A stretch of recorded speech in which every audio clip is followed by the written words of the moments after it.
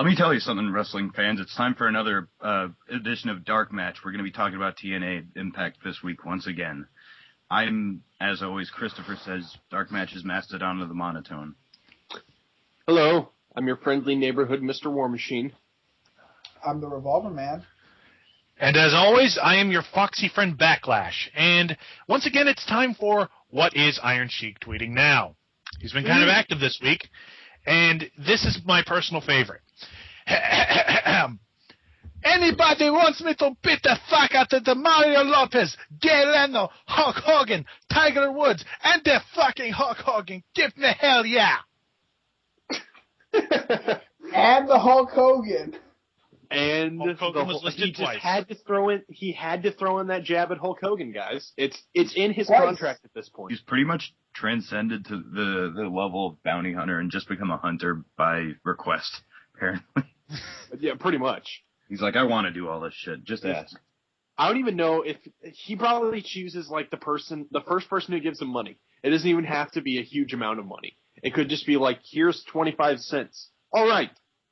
I go fuck Hulk Hogan now. I mean, beat Hulk Hogan now. And then Makes fuck him. me wonder if he regrets not taking that $100,000 that Gagne offered him to break Hogan's legs in WrestleMania in this match with Hogan for WrestleMania. Quite honest, if he did that, then we probably wouldn't be seeing him as he is today. Yeah, because he'd be dead. Yeah. Hulk Hogan, you don't need to pay me no money to break the Hulk Hogan's legs. I fuck him. I make him humble. Yeah. Oh, thanks. That was getting a little dark. You saved that Backlash. He might have already done that. If you ever watched this match with Hogan, he fights it with a boner throughout the whole thing. We probably mentioned that like 12 times on fucking 30 different episodes. Actually, I don't think we've ever mentioned that. No, I definitely recall mentioning Iron Sheik's boner. And wow, that. Yay! I think I actually kind of want to talk about Impact now. Moving on. Speaking of boners. Oh. But yeah, we start off Impact and Backlash. There's a ubiquitous member of the crowd during the early junctures of Impact. There's a man with balloons. Balloons. Why did he have balloons? Speaking of members. Was it his birthday? I know. Was he attending a party? Why did he have balloons?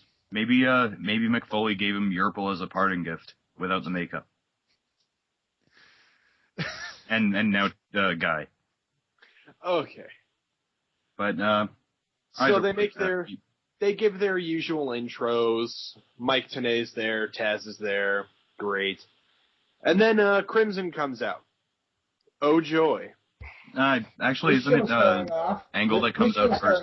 Nice spot, I see. But yeah, actually, I thought it was Kurt Angle comes out first, and then he calls out Crimson, and basically Tenay. I didn't care enough to pay attention. Yeah. Tenay in the midst of this is pretty much putting over like Angle's beatdown of him last week, and like Crimson, to his credit, he's selling the leg fairly well, but since they're focusing on it, he's gonna have to. You know, I'd hate Crimson a little less if he just combed his damn hair. I'd hate Crimson a little less if he wasn't a huge douche. I mean, I know this is kind of feudal in TNA, but like his whole look doesn't really scream marketable. His whole look screams call wrestler circa 2005. But that's just nitpicky. Like he's a decent enough wrestler. He's competent in the ring, comfortable. Well, I'm not criticizing his style. I'm not criticizing his wrestling ability. I'm criticizing the fact he looks fucking generic. I'm criticizing his wrestling ability. I would say he's very far from generic, but that's only because he looks like a shrunken head. That's a very weird cough. I don't think so, but no, he looks like a default Ka. I agree with our co-host No Leaf. But he has red hair, guys. Does a default Ka have red hair? Yes. Who cares? Yes. I don't. But either way, he looks like a default Ka with red hair instead of brunette. Enough for the Ka. There's no way it's his real hair color anyway. And just like a default Ka, he somehow has maxed out stats despite the fact he's only been around for 2 months. No, that's not a default Ka. That's a Ka who's gone through whatever the career mode is of the year. But Okay. that said, how about we stop talking? But yeah, that said, Kurt Angle, the first thing he says, "Oh, Crimson, you come out here, you either have balls or you're the biggest jackass I've ever seen." He's like, I bet you want to be famous. Anyone who challenges me just wants to be famous. Oh my God! And I will make you famous. Wink, glitter. I hate Impact so much just for that one freaking line. You know, I gotta say, when I was watching it, I couldn't be mad because it's like a 10-year-old trying to be tough. Once like, again, Angle, the stubble, the whole like having problems with your anger, the whole like I'm not only gonna end your streak, but I'm gonna end your career. Stop trying to rip off Randy Orton. I mean, some of those things don't apply to Randy Orton, but the fucking stubble. Both people are clearly trying to grow. When Impact is bad, it hurts. But then they have to bring up wrestlers I like. I mean, was that supposed to be a dig against fucking Undertaker? Because he's kind of too busy deep sea diving with his wife right now to notice what TNA is doing. Yeah, he's too busy having his head get photoshopped. I miss GDP. But yeah, like at that Kurt Angle's threatening, Immortal enters to, I guess, back him up. Like I don't well, actually, I guess it is pretty clear that they're aligned. If at least Kurt being aligned with Hogan, so that Sting will never get over and Dixie Carter will never join the company, and so then Karen Jarrett and Jeff Jarrett won't deceive him, even though Immortal involves Karen and Jeff Jarrett. Speaking of Jeff Jarrett, I would like to now read an excerpt from the latest chapter in my Jeff Jarrett /fiction novel. Tracy Ooh. Is that War Machine? You want to be dropped from the call? Huge, big, fake tits. Those are the biggest, fakest tits I've ever seen. But yeah, Bully Ray pretty much, he starts bitching Crimson out. He says, who do you think you're talking to? There's a gold medalist, Kurt Angle. I'm being a sycophant.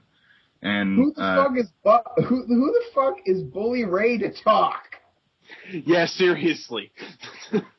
We'll see what he's only fucking, he's just making himself look better by associating with Angle. From just the whole heelish standpoint. He's been a petty heel in the past 5 years anyway, or in the past year, but nonetheless, the promo, the whole opening monologue, which, if I'm not mistaken, went on for a good 15 minutes. We're going to truncate it as well as we can. Just pretty much ended with Kurt Angle saying once again that he's going to make Crimson famous, which, Yeah. I mean, it offends me that like Undertaker used to say that, and Kurt Angle stealing it, but he's taking it off of Undertaker's American Badass gimmick, and it's like, well, it's just he's not a badass. You see, Undertaker was a badass. As cheesy as that angle may have been, Undertaker was a badass. He could back up the claim that he'd make you famous because pretty much anyone he wrestled, it's just like, oh, he wrestled The Undertaker once. He could back up that claim. Angle? No one gives a shit about Kurt Angle anymore. Well, see, now Angle's just like... He's over the hill, and just... Anything that made Kurt Angle special is gone now.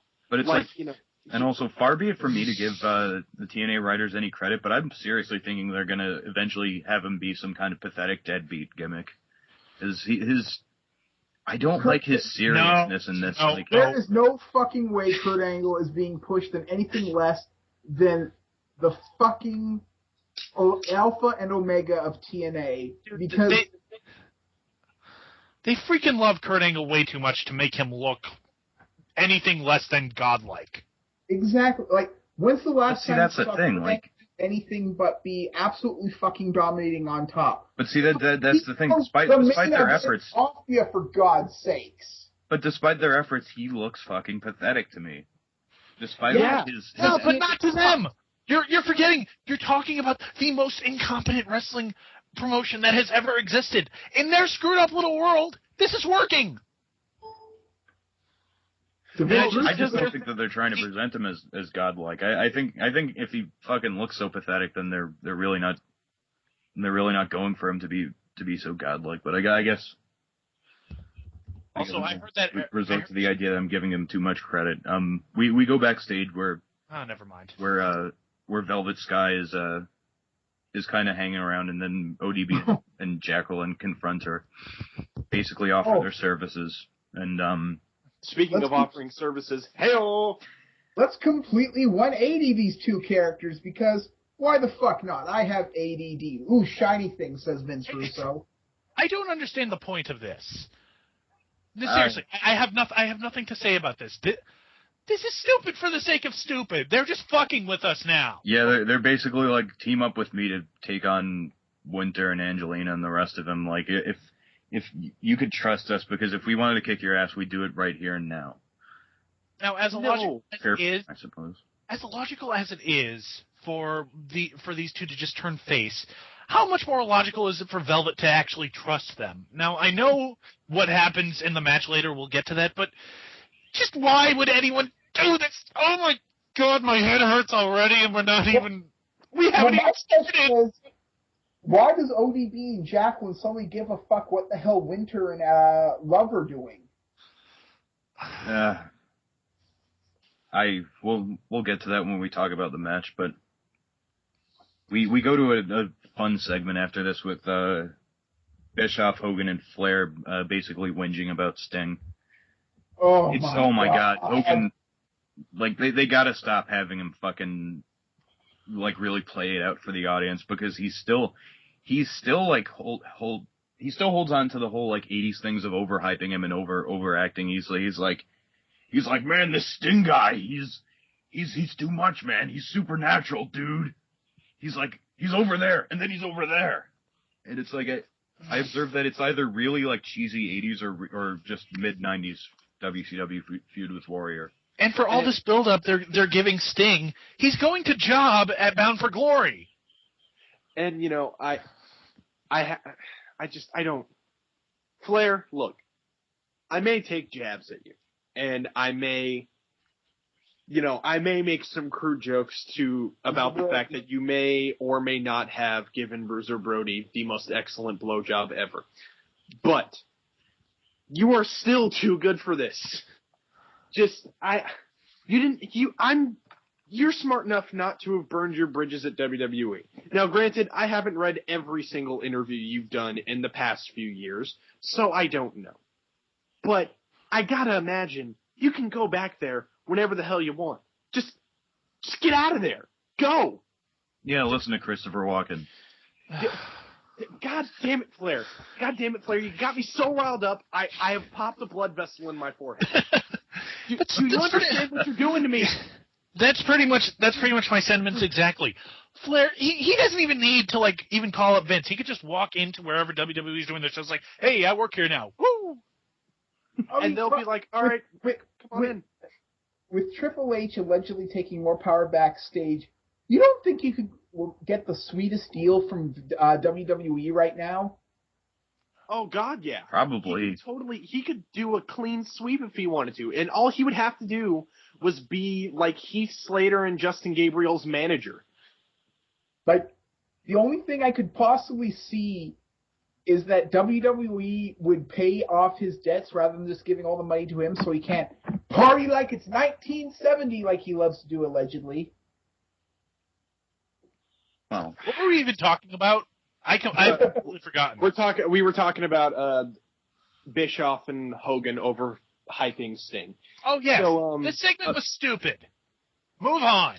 Yeah. And Hogan says he's going to get Sting in the ring, and they're in something else, and then he tells Flair not to say a word.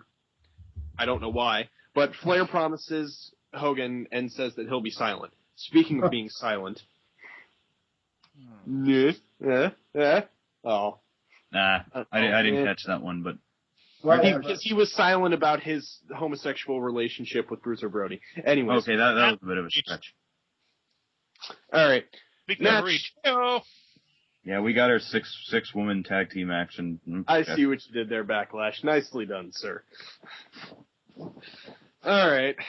Jackie, ODB, and Velvet versus Angelina and Mexican America, and ironically, the faces pretty much worked as a unit, save for one very contrived spot where Velvet Sky's gonna elbow one of her opponents, and then like the opponent slips away and she ends up elbowing ODB. That didn't look good at all. That was very slow, very transparent. This was not a very good match. And what baffles me is that they are still doing the Angelina Love versus Velvet Sky feud. I mean, kinda. God. Kinda. Well, as far as I know, freaking Velvet Sky is feuding with every knockout there is. Why? Why? God. Just Velvet Sky, I guess, in their opinion, well, not if you look at the money, but that's neither here nor there, is their most valuable female asset, I guess. So they want to put her in everything. Does she just walk into the booking meetings naked? We forgot. I would not be surprised, but we forgot something actually. Combat boots backstage. They're walking. Yeah. Oh, for the love of God. Yes, there's a guy randomly walking around in combat boots. We'll get to him later. Yeah. But this match was not very good. Velvet can't bump for shit. But at the very least, Jacqueline and ODB are faces, which the term makes no sense, but they're better as faces. I'd agree with you there. Like TNA fans are kind of a hard nut to crack when it comes to like just bringing back someone. See, the problem that they fucking have is that Chris Jericho was a heel up until he split with the company for like a leave for a few Fozzy tours back in like September or October of 2010. When he comes back, he's gonna get a face reaction like nobody's business, and WWE probably knows that. With people like ODB, who was released from the company, or I forgot whether she asked or they were just like, oh, we don't need you anymore, amid probably controversy, because I know she had a lot of fans, and I know that like people didn't want her to see her go. You don't fucking make your return just for her to be a heel. Oh wait, they had an exhibition match against Madison Rayne with her before. Oh, Jesus Christ. I don't even know. The Cooter Clutch. We don't need to talk about that again. But this match was not very good. And it just kind of devolved into a brawl around the end because everyone jumps in the ring, everyone's attacking everyone else. Yeah, Velvet gets a near fall off a really shit looking finish, which I forgot what it was. I just remember it looked like crap. I don't know. I think like Velvet was down in the ring, and then I think Angelina had her down and was motioning to ODB and Jack. It's like, hey, you wanted to attack her, you can do it. And you know what? That would have made sense. Like they tricked Velvet into becoming their tag team partner to get close to her so they can hurt her. But no, they go the fucking all route. Again, we'd rather see him as a face. Probably better off as a face. Yeah, I know they're better as faces, but this makes no sense the way they've been booked. No. They went from fuck her hard, to just like fuck it, no regrets, friends. Wait, fuck her hard? What? Your terminology is a little bit. Yes, fuck her heart. This is going to get even more confusing as the night goes on. But yeah, Angelina attempts her better finish than Velvet's, but she attempts it very poorly, and they fucking faces go over. After the match, I did mention the irony of this. After the match, it's the heels who end up fighting each other, where Angelina pushes Rosita into Sarita. And yeah, it's veritable irony for me because Russo usually has the face teams fighting. And in this one, they were pretty. Russo must be getting into Jeff Hardy's stash or something. I think everyone's been getting into that stash for a good 6 years now. I mean, I think they're only doing it so that he won't. But yeah, we have our combat boots again. Serious. Nah. Boots are made for impacting. We flash back to last week where Kid Cash gave his moneymaker pile driver to Jesse Sorensen, and their match is next, which not quite the X Division match that you expect, a fairly normal exhibition, but had not much of a problem with it. It was blah. It didn't really lead to anything. Yeah, pretty much. I mean, it was a fairly meh match. It was mediocre, which I don't know if I've said it on the show before, is a worse crime than being bad. Yeah, And, Jesse Sorensen, like, if anything, he kind of reminds me of Mike McGillicuddy in that, like, he does very crisp, basic offense, like your drop kicks, your fucking enzuigiris, your this, your that. The one thing that stood out was that, like, when he does a diving crossbody, he makes, like, a frog splash motion with it. Yeah, this match, as far as an X Division match, it was not very good. It wasn't extremely bad, but Kid Cash, he's getting kind of fucking old, isn't he? Yeah. No question. Yeah, and Jesse Sorensen, to me, he comes off as a poor man's Alex Riley. Let's not insult Alex Riley like that. Yeah, Alex Riley has gotten better over the months. Yeah. But after the match, Cash starts talking to Christy Hemme, which almost made me turn off my TV. But since I can't do that because I have to watch this piece of shit, it's basically your generic interview where he's like, I beat my opponent, ha ha ha, and then this opponent shows up and is like, no, you didn't, ha ha ha, and then they get in each other's faces, and then security comes in and holds them back and is like, no, this is getting too heated. End segment. Yeah, I guess they're setting up another match for them at No Surrender. I don't really know why, but on the subject of No Surrender, I noticed this when they showed the logo. It's lifted directly from WWE's Great American Bash. It is? It is. It's the exact same logo. It's basically like a mock Captain America shield or something. Yeah, that's what I think they were going for, but it's ended up being a copy of the Great American Bash. I can't take it anymore. So I don't know why No Surrender suddenly has a rah-rah American motif. Yeah, that was Victory Road when it actually happened around the 4th of July. Well, Victory Road is the road to lockdown. We all know that. We shouldn't think of it any other way. One, I want to say about this whole promo that Kid Cash cut, he had one line that kind of reminded me of something. He's like, I'm going to bend you over my knee and whip my ass just like I do to my son every day. And it's like, I've seen only one other person trying to get heel heat from mentions of child abuse, and that man was Terry Funk. Kid Cash, you are no Terry Funk. Speaking of pounding ass. Oh. That's a child war machine. I'm not saying the kid was getting ass pounded. But yeah. Awkward. Well, okay. You can start that. You just got to give me the courtesy laugh. I don't care if it's the most forced laugh ever. No, I refuse. Okay, we'll keep that in mind. Courtesy laugh and move on. We'll keep that in mind and give you a Tony Atlas next time you do something like that. There's my courtesy laugh. People are talking, you douche. Oh, next match. It's the Bound for Glory series. Rob Van Dam versus the Pope. And I'll be honest, this was an alright match. Both performers worked fairly smoothly. Pope is good as ever. Like he's still got youth in him. RVD could still work to an effective enough speed, but it's a Bound for Glory series match, and these two are not in any kind of angle pertaining to that. Yeah, with each other, so it doesn't really. I also noticed it was an inconsequential match that was pretty good. It was just filler on the card, but I noticed that this match had a shocking lack of Jerry Lynn. Don't worry, that quote will be filled next week, I believe. But after the match, Van Dam shakes De Niro's hand, and then they hug, and then Van Dam augers his tongue into De Niro's mouth, and then after Van Dam leaves, Joe comes out to the ring and starts beating the crap out of Pope.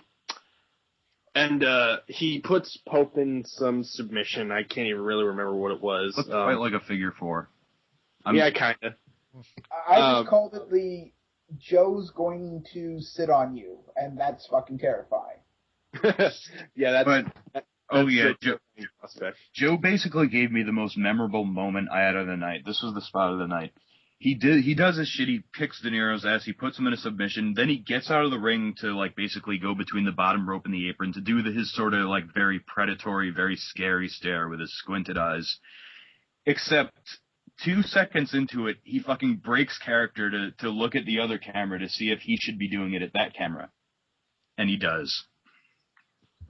Wait a minute, was this point or later in the night when he came out? It was after this beatdown. Ah.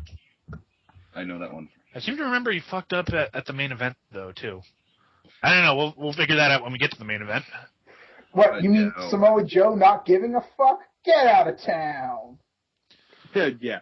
Joe gets poorer, Ric Flair gets richer.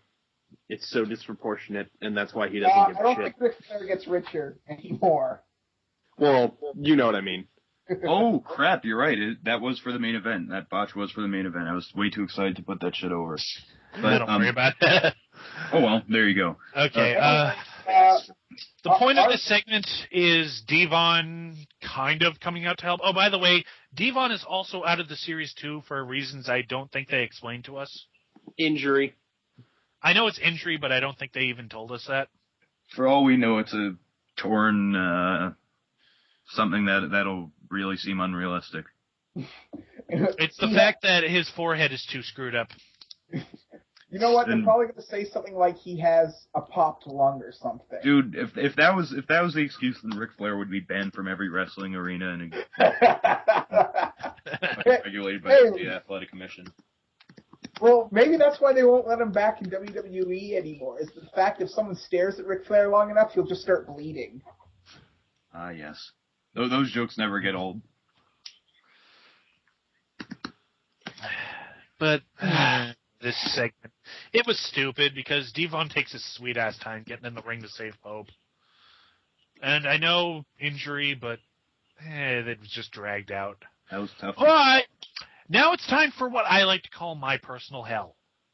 Robbie E. and Rob Terry are backstage in the same room.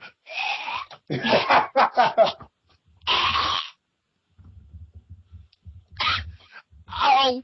That hurt. That really freaking hurt to say.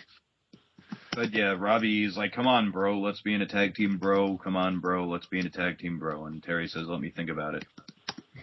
You know what? And remember, take care and spike your hair. I don't know. I just kind of liked how completely nonplussed Rob Terry was while Robbie E was ranting at his stupid crap at him. Yeah, the problem with that is that Rob Terry is trying to look like threatening and like I don't give a shit about what you have to say, but nonplussed, I guess, is what came out. Rob Terry, I feel he's squandered his talent. Rob Terry has talent? Oh, I'm sorry. I not very good. My bad. He can take a headshot from a chair really well, Backlash. Oh, I started thinking of Douglas Williams. My bad. Well, you know what? So can I, but that doesn't mean that TNA should push me on TV. And I think we have Echo in here. Scratch my comment about what's his face, Rob Terry. I was thinking of Douglas Williams. Oh yes, Douglas Williams has definitely been wasted. But yeah, but, Robbie E isn't that bad either. I mean, I guess maybe he'll be better. Not in the X division. Like if he's actually wrestling normal, how he normally did when he was in the Indies, because he hasn't translated well to the X division. Yeah, no, he hasn't. He was only put there because he's semi-small.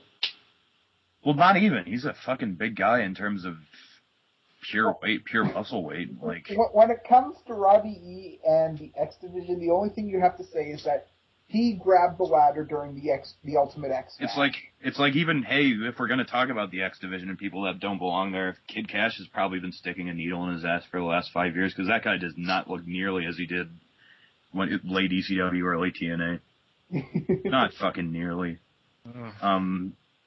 But yeah, we go to another backstage segment. Steiner Gunner and Bully Ray are having a bronundrum. Yes, I tried to nonchalantly say that. But I forgot. It was either about Sting or about whatever else trouble Immortal has. I don't fucking know.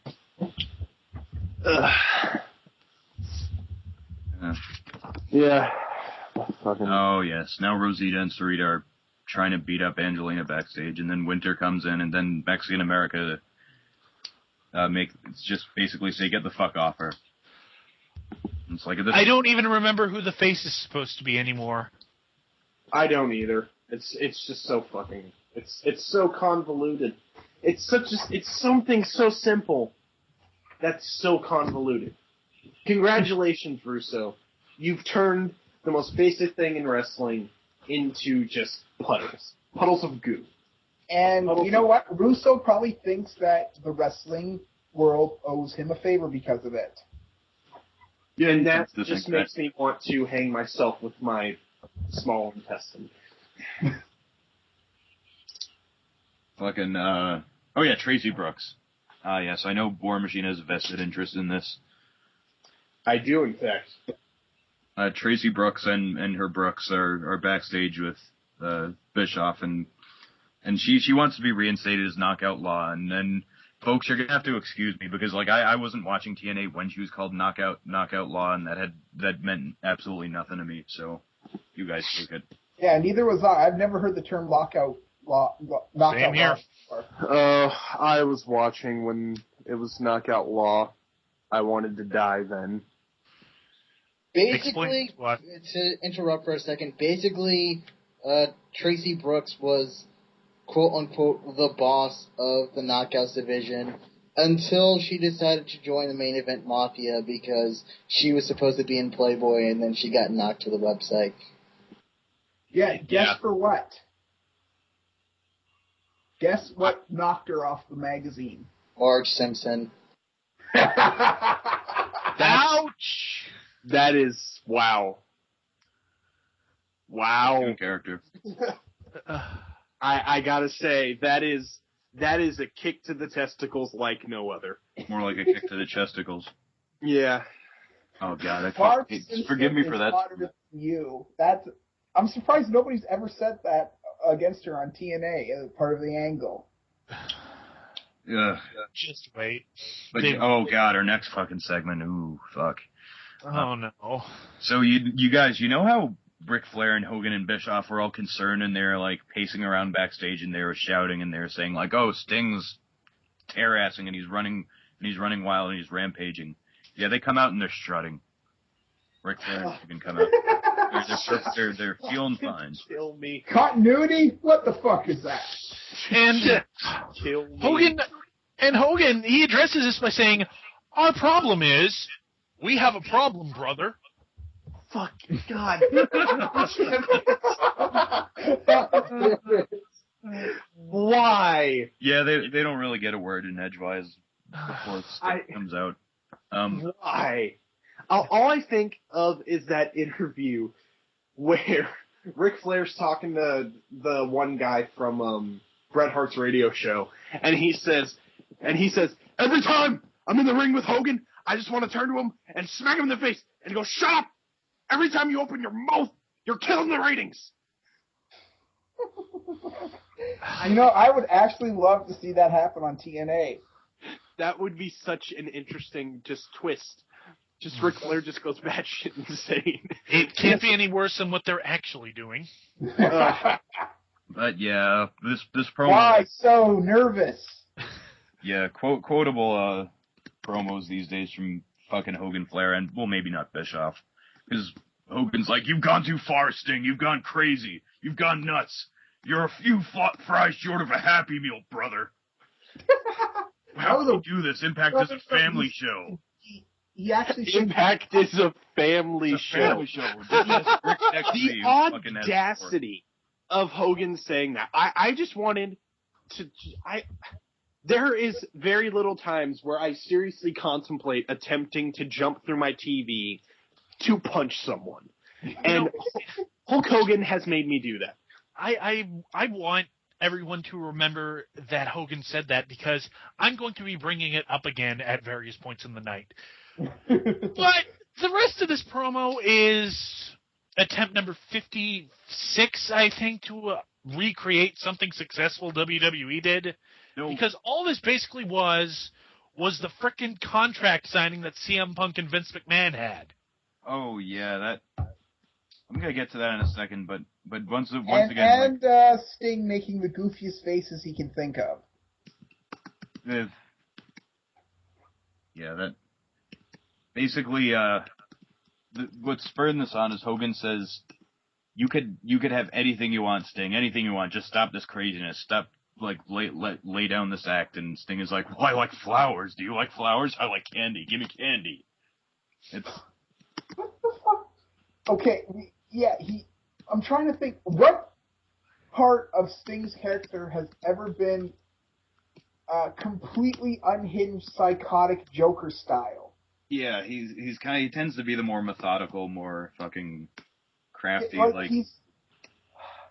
trying to think of a Batman villain because they're ripping off Batman now. I mean, like, shit, fucking Mr. Freeze? Fucking Egghead? I don't know. I would say he's kind of like the Penguin. Or he was kind of like the Penguin before this Joker shtick. Because he was very methodical, almost a gentleman's wrestler. And the Penguin's methodical and a gentleman's criminal. I mean, it's just, I don't get it. I really don't. Yeah, you'd think that maybe they'd try to rip off Bane or something because of The Dark Knight Rises. Yeah, they're not that aware. It usually takes them 3 years to rip off. Does that mean they're going to put Rob Terry in a mask and have hoses coming out the back of his head? War Machine, it takes them 3 years. If they still exist, you'll see them rip off The Dark Knight Rises in 2015. But I really don't know. Are they trying to do this shit ironically? Because I can't imagine how many people are employed by this company, and not one of them has said, this is kind of stupid. Maybe we shouldn't do this. I think the then people Russo that are comes in. Then Russo runs in, kicks that guy in the face, and tells him he's fired. Oh yeah, I forgot about that. But yeah, I think the people who are getting paid the most are probably aware of how shit everything's run, and they don't give a damn because they're not being paid $600 per appearance, or $300. My mistake. That's what most of the knockouts are being paid. It's only the journeyman veteran knockouts that are being paid $600 an appearance. Or Christy Hemme, who's getting $100,000 a year. Yeah. Oh, God. Maybe that's why Velvet Sky is in so many angles. Just trying to collect pay. God damn. The less we get into sad territories, the better, because I want to make as much unintentional comedy out of this segment as I can. I like to say one of the weirdest lines that Sting said that I still have no idea what the fuck he meant was he wants Hogan to put a bullet in this thing and then they're on the same page. What? It's insider shit that nobody has any idea what they're talking about. We're all pretty much smarks here, and we have no fucking idea what the hell this is supposed to be a reference to. Personally, my favorite part of the segment was when Hogan vowed that he's like, we'll run this company with the utmost precision. And immediately after he say that, they zoom into his face and his red, bloodshot eyes. No, the only thing I noticed about Hogan this entire time, he's trembling under his own weight. You get a good still shot of him. You can see him just shaking just that little bit. At any point, he's going to topple over. That's what happens when your back literally does. Wrestle. God damn it! I hate this company. Like we've always been saying, he's going to go over somebody in a wheelchair. But I have too many sharp objects on my desk. But yeah, the end of this promo is pretty much Ric Flair pops a vein in his forehead, Sting responds in kind, and then he pretty much vows to stay crazy. No deal. Nothing is accomplished from this segment, which took maybe 10 minutes. You mean TNA's wasting our time? Get out of town. Yeah. Seriously? You crazy, man. I gotta say, Normally when Ric Flair loses his mind, the show becomes really funny for about 15 minutes. But this time it was just kind of like... Well, see, he wasn't the focal point. He was kind of downplayed, so... Yeah, he really was kind of downplayed. He just kind of loses his mind briefly. The layout of this was basically Sting and Hogan give the huge bullet points, whatever they may be. And believe me, I have no idea what the hell they were. And Ric Flair is just there to pop a vein in his forehead. And he also wants to let us know that he fucked Seattle Slew last night. And he elbow drops the mat. Oh, yes, yeah, he just elbow drops the mat. Doesn't take his.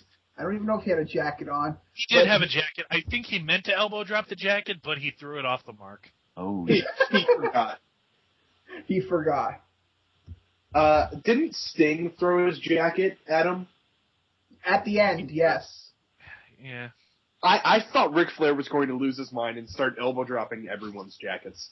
Just even people in the crowd. Just like the idea of a jacket being thrown at him would just cause Ric Flair to go into this senile rage, and he would just start randomly punching people in the audience, taking their jackets and elbow dropping them all the way out of the building.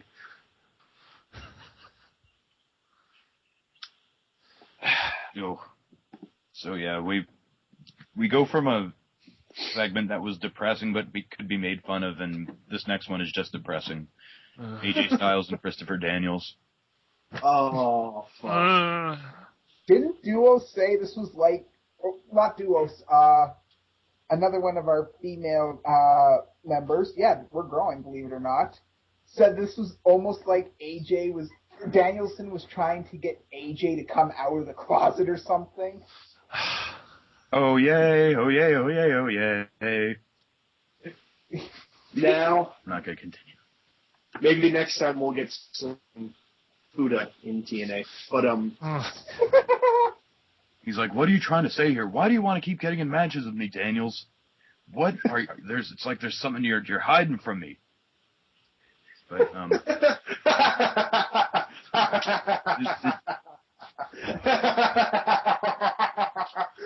oh, Jesus fucking Christ. That was the subtext funny. Of it. The context of it is basically that Daniels is like, after I lost you at Destination X, I questioned myself, do I have what it takes to be in TNA? You fucking moron, you could have been in ROH, but instead you went to TNA. No, it wasn't even... He's like, one more match. One more match. Gay, the ambiguously gay Top Gun-esque sort of stuff between them, that isn't really what's funny about it. It's just that... It's just the way the whole scenario's playing out. It's like the worst soap opera I've ever seen in my life. Like, and, you could be my wingman anytime. Oh my God! Daniels pulled a fucking Tommy Dreamer with this shit. Oh yeah, he started crying. Oh yeah. Yes. He was like, one more match, and he's like, we're gonna have it at No Surrender, and he's like, AJ's like, I got a match that's much more important than your little shit. Let's have it next week. Yes, this match.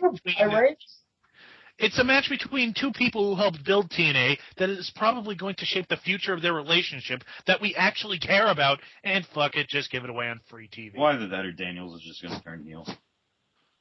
Why? But we have one of those Bound for Glory tag team mishmashes up next where whoever gets the points is largely unclear. Beer Money and AJ versus Gunner, Steiner, and Bully. Whoever gets the pin, which we'll get to. Oh my God. Yeah, Bubba gets a pin with a Bubba Bomb. Very anticlimactic. And oh my God. The match was a clusterfuck. Ray is still going over AJ! Okay, actually, I'd like to just dismiss this match, but they paired off. Each guy paired off with someone else, and they all went in 3 different directions, each with a ref. And I can only imagine that this match, I think it was just supposed to be a normal match, but I think they just went to like fuck it law, where shit breaks down and nobody cares enough to restore order. Were there 6 refs in the ring? There were about 6 refs involved in the. No, only 3 refs because the company only hired 3 goddamn refs. Oh. Let's see. There's Earl Hebner, Brian Hebner, and Bischoff's son. Oh. Yeah, there you go. They go off in different directions. And here's my question: what if one of them gets a pin? How do the others know the match is over? I just assume they're running on the honor system. Who cares? Scout's honor, guys. The match is over. Who I cares? want to say something about this Bound for Glory series because it's something I've noticed. Did you know there's yet to be a submission in the Bound for Glory series? Mother. No, there have been. So there's only been one, and that got reversed. So nobody's ever earned the fabled. Oh no! Actually, you know what? You know what the submission?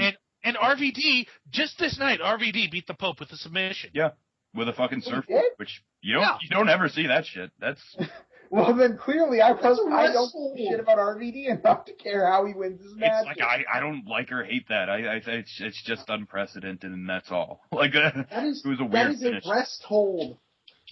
But no, well, not even like a surfboard. You can't. A surfboard isn't so much a rest hold as it is like the kind of like showcase spot that you play to the crowd and they cheer as you cinch it in and you turn them over and shit like that. It's not. It could be a finish in someone else's hands, I guess. It just never has been. I don't know. That is. Bubba wins. Like fuck. Yeah. God! And even worse, he's in second. Oh, He's in okay. second place. Yeah, that's Who's in first? maddening. Crimson. He's he's probably gonna Crimson's probably gonna be a transitional champion. Bully's just gonna take it right off of him. No. We'll find out later. We'll find out next week that Crimson ain't getting it for reasons that are not TNA's fault, believe it or not. Yeah, maybe they'll just put Jeff Hardy in the main event. They will, and you know it. But match is over. Someone comes in a Hummer, and as they reveal that Anderson is the guy in the combat boots, which is like combat boots walking through the stage. Hummer. I thought it was I Michael got nothing. And they built this as the shocking return of Mr. Anderson. They seriously fucking. Gone. I was about to say, when was he gone? What did he return from? Yes, he was supposedly injured last week, but that was last week. He hasn't missed a single show. Yeah, that's another thing. For this shocking build-up, he has missed no days. There's nothing surprising about it. This is worse than RVD's massive internal organs failure, leading to him only to be gone for 2 weeks. It's not as bad as that. It's Or his just- concussion for that matter.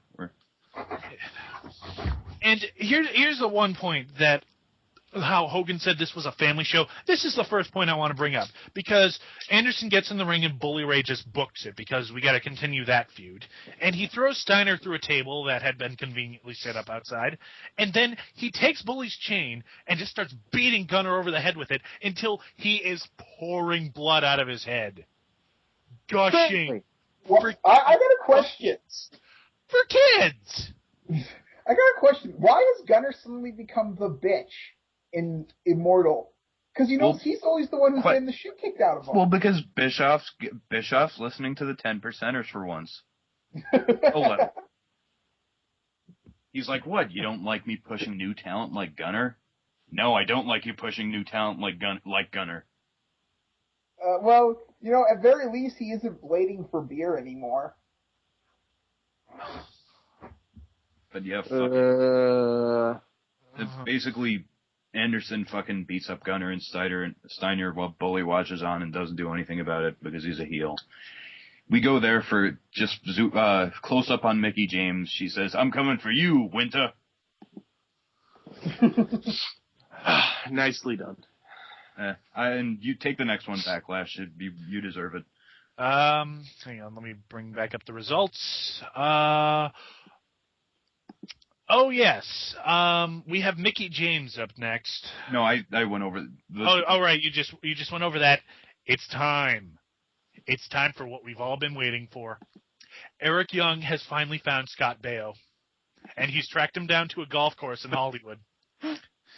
And the sad thing is they wouldn't let him take his gear in. And as we all know, his tassels give him balance. Yeah, how do you expect me to go with no tassels? And you know what? The payoff was completely worth it. Yeah. I have to admit that because this was awesome. Eric Young is taking this gimmick and making it his own. You know what's amazing? They shot so much footage that the Scott Baio Eric Young match has been one of the most superbly booked and built things in wrestling in recent memory. I wouldn't go that far.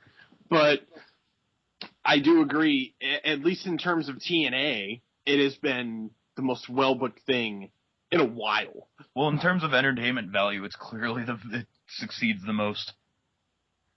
It's Eric Young being Eric Young. And that's good. The only question is what happens now. Yeah. Yeah, hopefully he wins the belt 11 times in the same night. Because if you want to go out with like completely crazy swervy Russo booking, have it happen to Eric Young. Yeah, but Eric Young makes it work somehow. Ugh. Last match, Crimson's ass versus Kurt Angle. Oh yeah, I remember why I wrote that. Oh yeah, the first shot during Crimson's entrance is basically a low angle on his ass. Once again, the camera crew got the knockouts orders by mistake again. Oh, God damn it, guys. You fucked up. Both good people, like embroiled in a very stupid angle. Both good performers. Fucking Crimson is about to pretty much hits his fucking Red Sky, the sit-out powerbomb, which Mike Tenay calls the Sky High. Thank you, Tenay. He recognized that move. Fucking after the match. Oh yeah, before Crimson can get the pin, he gets DQ'd by Samoa Joe, and Samoa Joe. No. Kurt Angle gets DQ'd. Crimson wins by DQ. Ah. Motherfucker. And apparently Angle and Joe are working together. Why? There's no words. I don't know about no words for this show. I don't know about that so much as like it's like Kurt Angle working with Hogan is that they have similar fucking goals. That doesn't matter.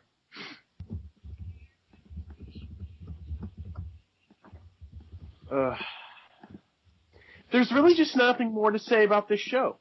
Impact. I mean, we're not even done yet, are we? Because we have to talk about what happened right before the end of the show. Because Crimson gets attacked backstage by Samoa Joe. And here's where I'm going to bring up what Hogan said again. Because during this whole thing, Samoa Joe is dropping F-bombs. For kids. Yeah, totally. 4 kids. Oh, Hulk. That's Impact. Like, I feel like if we just do a general summary, then we'd pretty much bullet off the same points that we do every week. We do a general summary of TNA. We can record this, change the wrestlers' names when needed, and keep reposting this show. It's like, please, listeners, tell us if we're getting stale in this department. We noticed that our competition that existed before us have already boycotted TNA. They're called WrestleCast. They're on reviewtopia.net, but fuck it. We're gonna keep going. We're gonna do it now. I just don't think there's anything more we can say about TNA at this point, because TNA is so unquestionably bad. Well, there's nothing else we could say about him except to fucking just bitch about him and make fun of some of the segments, because they at least do supply us with a decent enough quota of... It's reached a level of positively mediocre. At this point, you can pretty much just record episodes where we just scream in pain at this whole thing. And then an accurate depiction of Impact.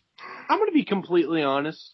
I don't think TNA is that bad anymore. I think they did hit rock bottom, but the problem is rock bottom was so low that now that they've reached this point of bad/mediocre, that it's just really there's nothing more to say about it. Because we wind up saying the same goddamn thing every week. And, it's because their product is stale, therefore it's making our product stale. God damn it, you're dropping There's nothing about dropping our views now, TNA. Who said anything about our product being stale? Our product is the longest running weekly episodic podcast done by the DarkMatch crew. Yes. Oh God. I'm not saying that this product. I mean, I'm just talking about the TNA shows because there's just really fuck it. Yeah, TNA sucked. What gets more screen time than RPM? I mean, Jay Lethal. Let me think. Hogan's perpetually bloodshot eyes get more screen time than Jay Lethal. I'm gonna go with random heel to face churns. Get more screen time than Jay Lethal. I'm going to go with complete knockoffs of movies get more screen time than Jay Lethal. Ric Flair's blood vessels get more screen time than Jay Lethal. Oh, and we got one from our peanut gallery. Anderson's booties get more screen time than Jay Lethal. And with that, it's more screen time than Jay Lethal. And with that, ladies and gentlemen, we would like to thank you for listening to another episode of The Dark Match. Yes. I'm Mr. War Machine, and Ulysses S. Grant was born on my birthday. Good night and good luck, America. Yes, good night. Cue music. You guys didn't fucking do it right. Yeah, we didn't. We don't care. War Machine we want this to end. His own name. But, yeah. You guys suck.